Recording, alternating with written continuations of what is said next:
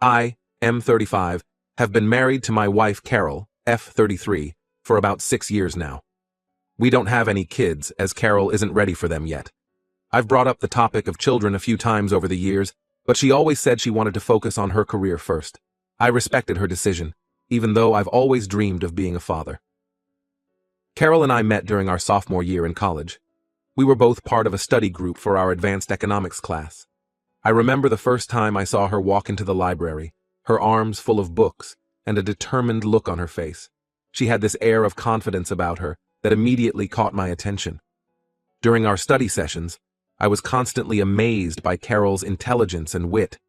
She had this unique way of breaking down complex economic theories that made them easy for everyone to understand. I found myself looking forward to our study group meetings more and more, not for the economics, but for the chance to spend time with her. It wasn't until our senior year that I finally worked up the courage to ask her out. We had our first date at a small Italian restaurant just off campus. I was so nervous I spilled my water all over the table, but Carol just laughed it off and helped me clean up. That's when I knew she was special. After graduation, we both landed jobs in the city. Carol started as a junior marketing executive at a tech startup, while I began my career as a software engineer at a large corporation. We got married 2 years later in a small ceremony surrounded by our closest friends and family. Our relationship has always been solid. We communicate well, support each other's careers, and enjoy spending time together. Over the years, Carol has climbed the corporate ladder and is now a senior marketing executive at a major tech company. I'm still in software engineering, having moved to a more challenging role at a different firm a few years ago. One of the things I love about Carol is how understanding she is. She knows I need my space sometimes, so she's always been okay with me going out with my friends on weekends.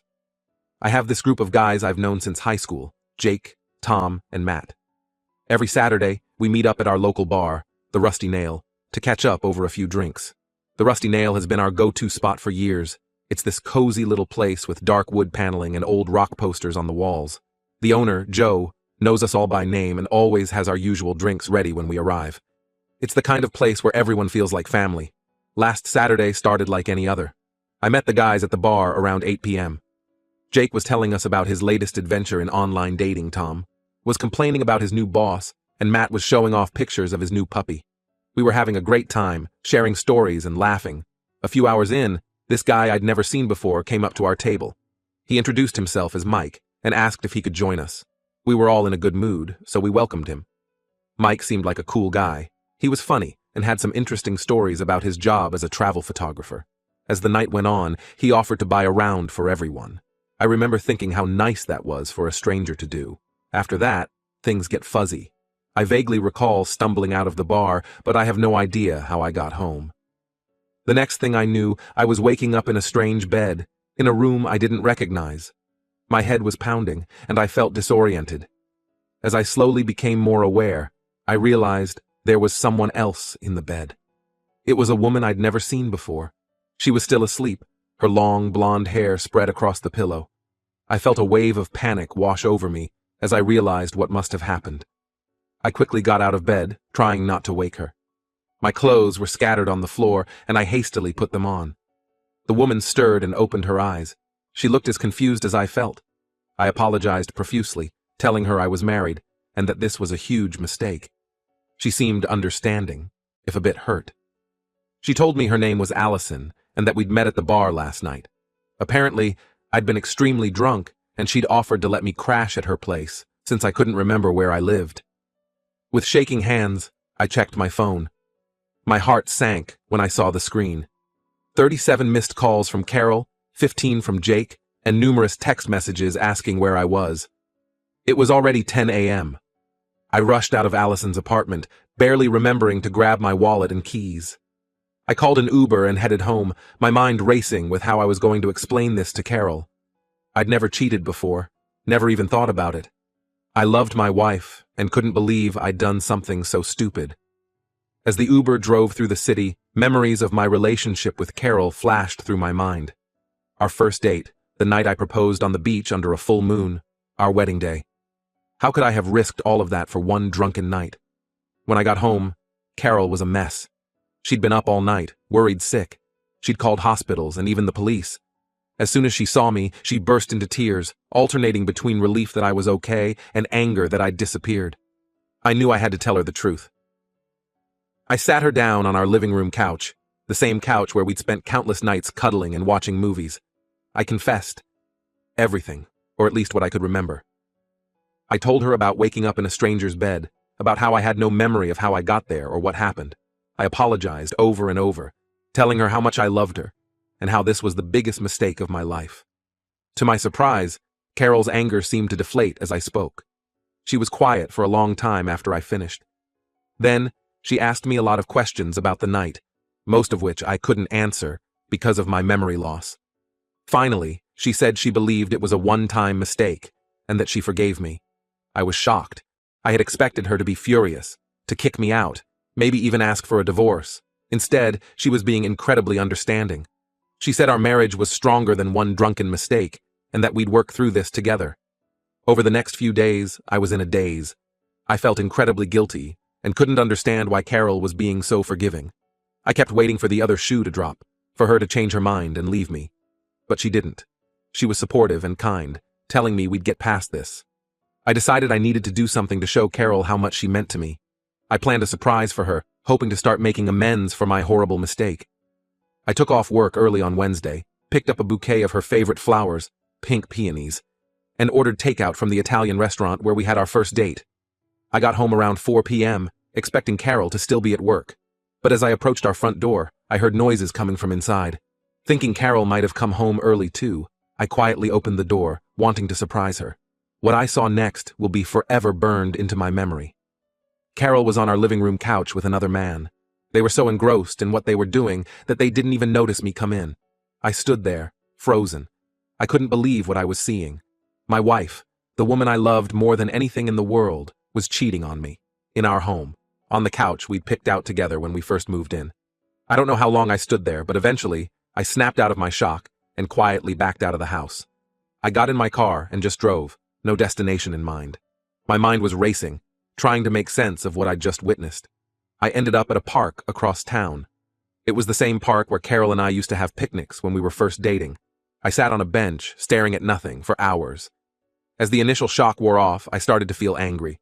Not just at Carol, but at myself, too. How could I have been so blind? How long had this been going on? I knew I needed to confront Carol, but I wasn't ready yet. I needed time, to think, to plan what I was going to say. So I checked into a hotel for the night. I turned off my phone, not wanting to deal with any calls or messages from Carol. The next morning, I went back to our house, steeling myself for the confrontation. Carol was there, looking worried. She asked where I'd been, saying she'd been calling me all night. The irony of the situation wasn't lost on me. I told her what I'd seen. Her face went pale, and she started crying, begging me to let her explain. But I didn't want to hear it. I packed a bag and left, telling her I needed some time to think. I'm writing this from my friend Jake's spare room. I don't know what to do next. My whole world has been turned upside down. I thought Carol and I had a good marriage. I thought she was the one person I could always trust.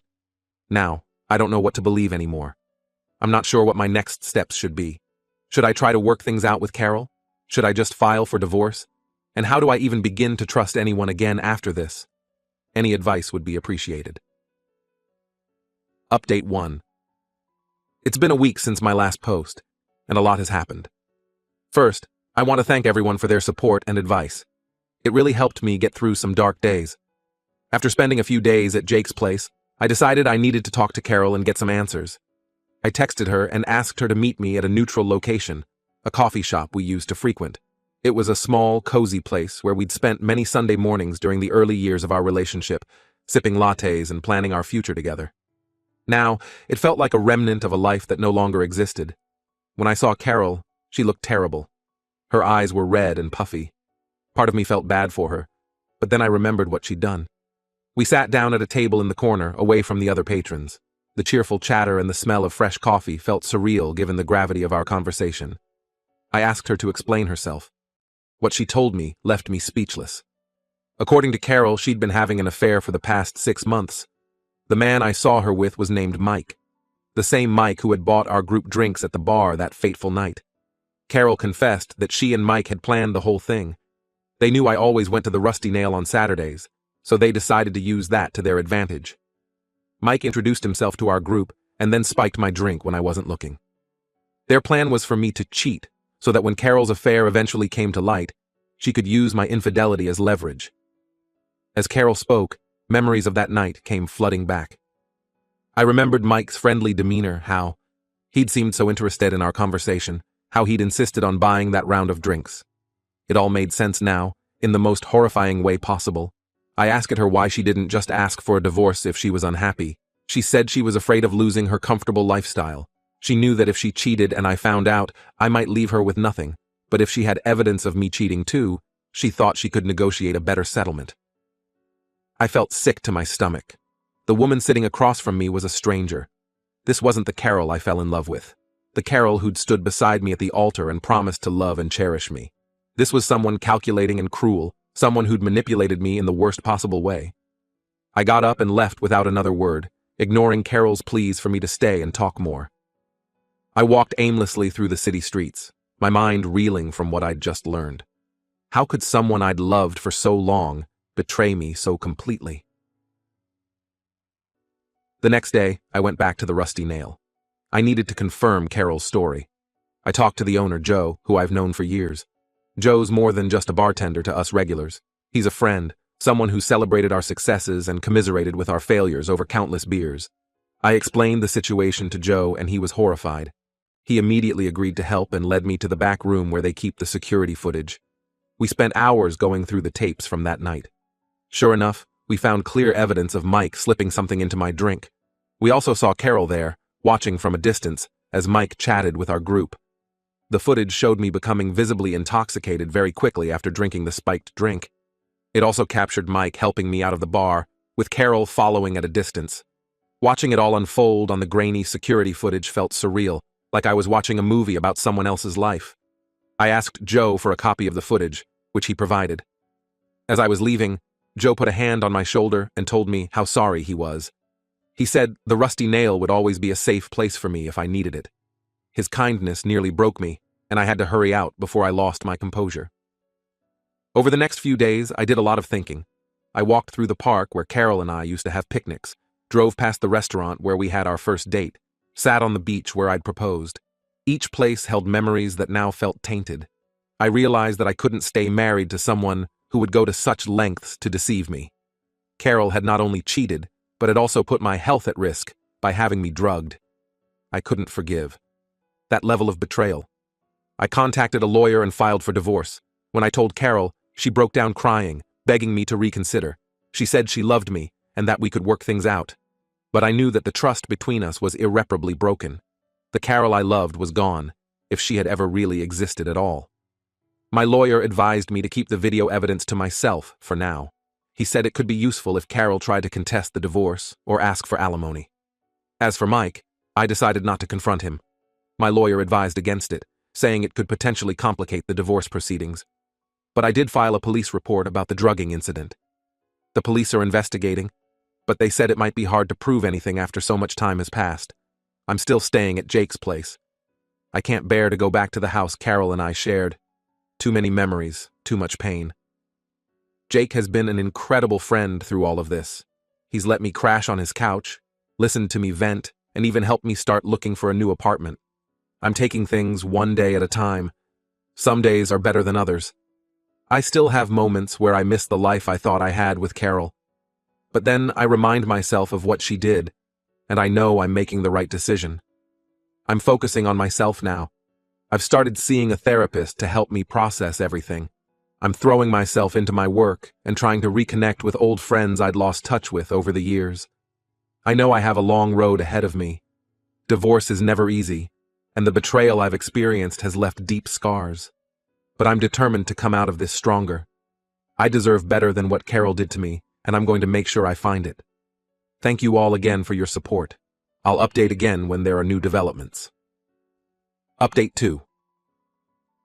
It's been about a month since my last update, and I wanted to share some developments in my situation. The divorce proceedings are underway. Carol initially tried to contest it, claiming that my one-night stand was grounds for her to receive alimony. That's when my lawyer presented the video evidence of her and Mike's plot. Carol's face went pale when she realized we had proof of what she'd done. I'll never forget the look on her face in that moment. It was a mixture of shock, fear, and maybe even a bit of shame. For a brief second, I saw a flicker of the Carol I used to know, the one who would feel guilty about telling even the smallest lie. But that Carol disappeared as quickly as she had appeared, replaced by the calculating woman I'd come to know over the past month. After that, Carol became much more cooperative in the divorce proceedings. She agreed to an equitable split of our assets and didn't push for alimony. I think she realized how badly things could go for her if the full story came out. As we went through the process of dividing our life together, I was hit with waves of nostalgia and sadness, deciding who would keep which books, which pieces of furniture, which photos. It felt like dismantling the life we'd built together piece by piece.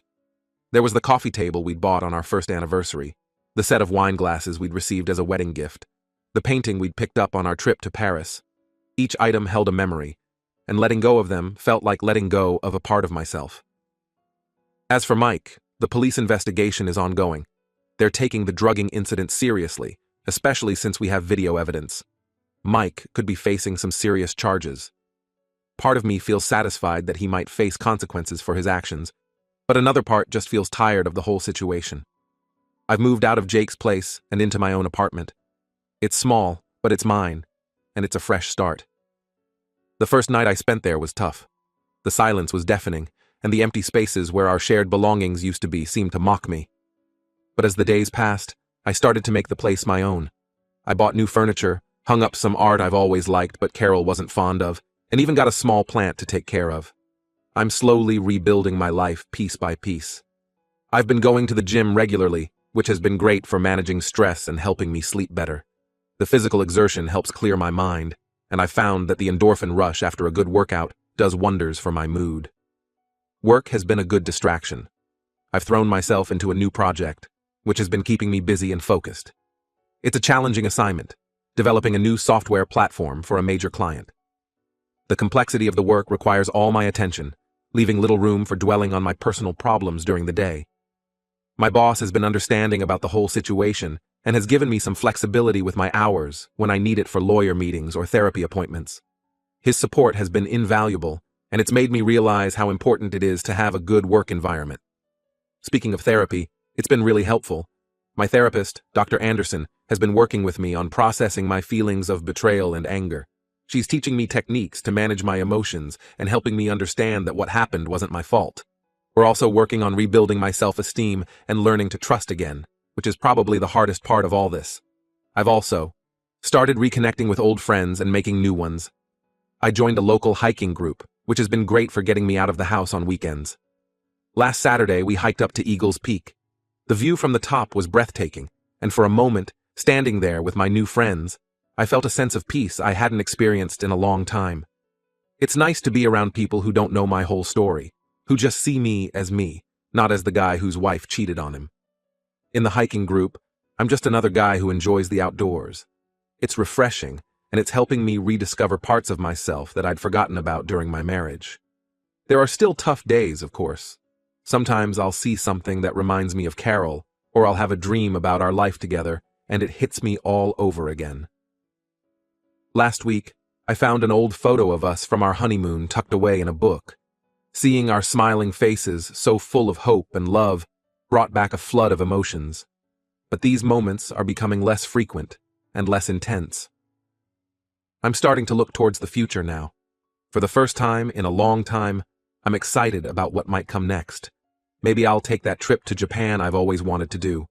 Carol was never interested in going, always preferring beach vacations, but now I can plan the trip I've always dreamed of. I've started learning some basic Japanese phrases and researching the best times to see the cherry blossoms.